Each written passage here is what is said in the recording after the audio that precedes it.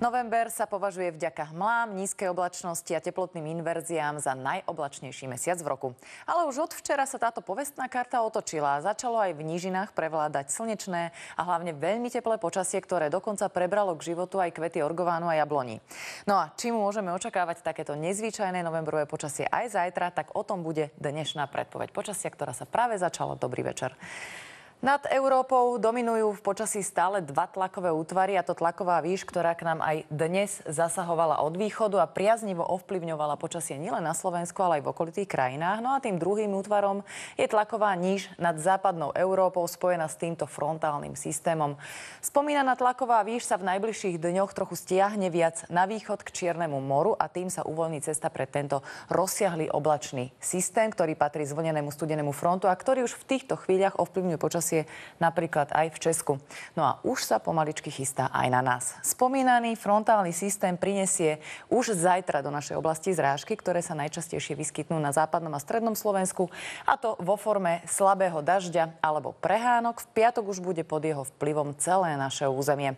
Oveľa intenzívnejšie sa tento front prejaví v Taliansku, kde už aj dnes poriadne z neho pršalo, alebo v oblasti Alpskej, kde z neho dokonca aj snežilo.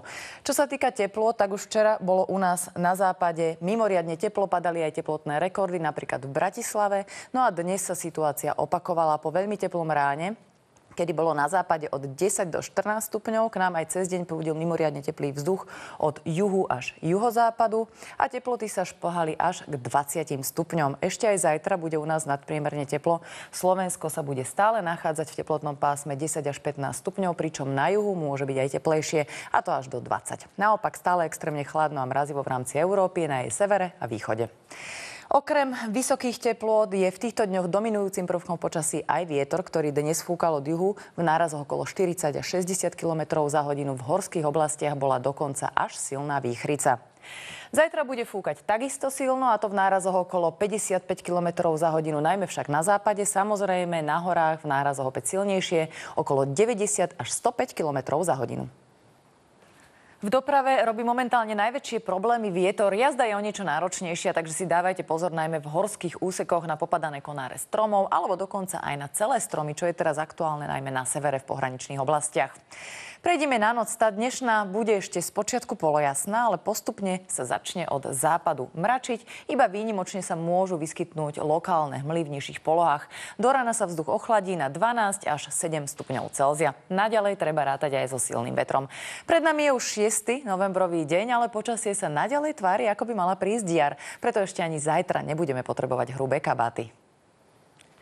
Na západnom Slovensku bude pribúdať frontálna oblačnosť, a to znamená, že spočiatku bude polojasno, neskôr však až oblačno a postupne už rátajte aj s občasným dažďom. Bude však naďalej teplo, a to od 17 do 20 stupňov. Samozrejme na pocit môže byť chladnejšie, pretože tu bude ešte stále fúkať prudký nárazový vietor. Na strednom Slovensku bude tiež spočiatku iba malá oblačnosť, ktorá sa kde tu zväčší, až bude postupne oblačno. Tu sa slabé zrážky zajtra vyskytnú ešte len ojedinele. V horských oblastiach zostane veterno. Teplota sa bude pohybovať od 14 do 18 stupňov. No a na východe bude zajtra oblačnosti najmenej, čiže čakajte, že bude podobne ako dnes, teda zväčša slnečno, a teplota vystúpi na 13 až 16 stupňov. Tu by mal fúkať dokonca iba mierny vietor, silnejší bude iba vo vysokých horských polohách.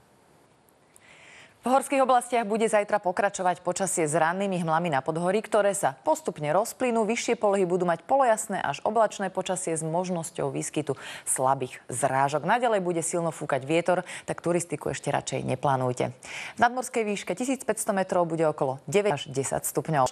Počasie so slabými zrážkami bude pokračovať na horách aj v piatok.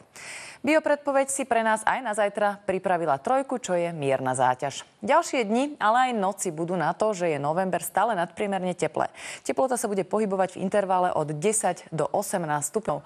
Bude o niečo viac oblákov, konkrétne má byť oblačno až zamračené, vyskytnú sa aj hmly a tiež aj slabé zrážky vo forme občasného dažďa.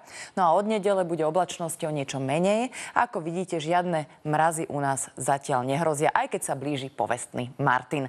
Na záver sa pozrieme ešte do Európy. Taliansko bude zajtra oblačné a upršané s prehánkami a s búrkami a s teplotou od 17 do 25 stupňov. V gréckych Atenách má byť zajtra celkom príjemne, pretože obloha bude zväčša polooblačná a dokonca tam bude o 2 stupne teplejšie ako dnes, okolo 22 stupňov. Na severe Európy dnes dorazilo ochladenie a zajtra bude pokračovať, takže v Štokholme bude opäť iba plus 5 stupňov, ale počasie sa tam zhorší, bude zamračené s dažďom. A poďme trošku bližšie do Prahy, kde má byť zajtra oveľa horšie počasie ako dnes, kým dnes tam bolo slnečno.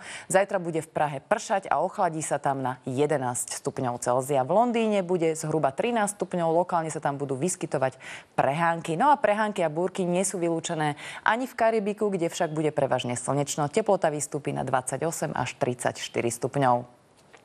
Z dnešnej predpovede počasie je to už všetko. Na Markíze vám ponúkame obľúbený večerný scenár, ktorý pozostáva z burlivého vína, ktoré vysielame o 20:30 a z Farmy, ktorá pokračuje o 21:40. Ja vám želám ešte pekný večer a dovidenia opäť zajtra.